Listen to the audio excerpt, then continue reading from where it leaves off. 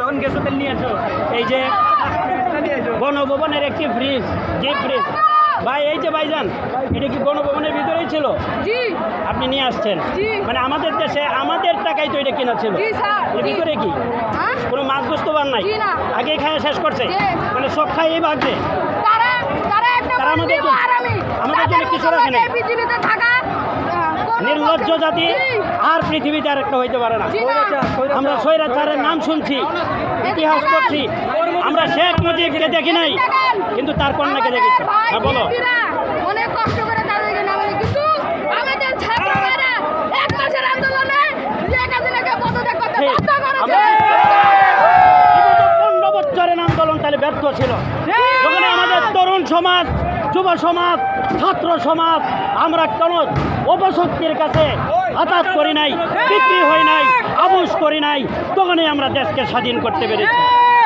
আমরা আমাদের রক্তের উপর দাঁড়িয়ে আছি, প্রতি বুড়া রক্তের প্রতিশোধ আমরা অবশ্যই নেব। তার উপরে দাঁড়িয়ে আছে। আমরা আমাদের স্বাধীনতার উপর দাঁড়িয়ে আছি। আমাদের ছোট্ট ভাইটি যা বলছেন, আপনার কেউ আহত হয়েছে এই আন্দোলনে এই পর্যন্ত?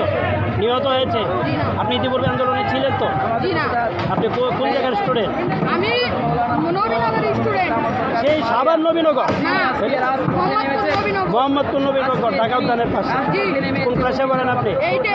ক্লাস 8-এর ছাত্র। তার যে অনুভূতি এই স্বৈর শাসনের প্রতি, 1000 কোটি টাকার গণভবন থেকে একটা আমরা 1000 কোটি টাকার হিসাবের খাতা পাইছি। এই যে শেখ হাসিনা স্বৈর শাসক ভাগ বাটোয়ারা করেছিল, এর কিছু নীল নকশা আমরা এখানে পেয়েছি। এই খাতাটিও আমরা উদ্ধার করতে পেরেছি।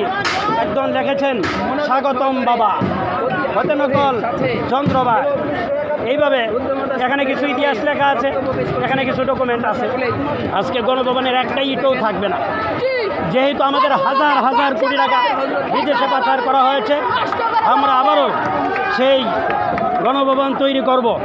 গণভবনের ইটগুলো আমাদের খুলে নিয়ে যাইতে হবে।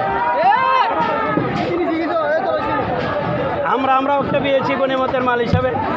এই ব্রিজ আমার ছোটো ভাই নিয়ে যাবে, গণভবনের ব্রিজ। এই যে ডিপ ব্রিজ আমি দেখাচ্ছি, এই যে ডিপ ব্রিজ, এর ভিতরে কিছু আম পাঠাইছিল মোদি কিছুদিন আগে, মনে হয় পাঠাইছিল মোদি, যে আমগুলো পাঠাইছিল খাওয়ার পরে আম পাঠাইছিল, সেগুলো খাইছে। দেশের কিছু ইলিশ মাছ ছিল, এখন আর কিছু বাকি রেখে মাছ গোস্ত সব খাওয়ার পরে আজকে সে স্বামীর বাড়িতে আবার চলে গেল।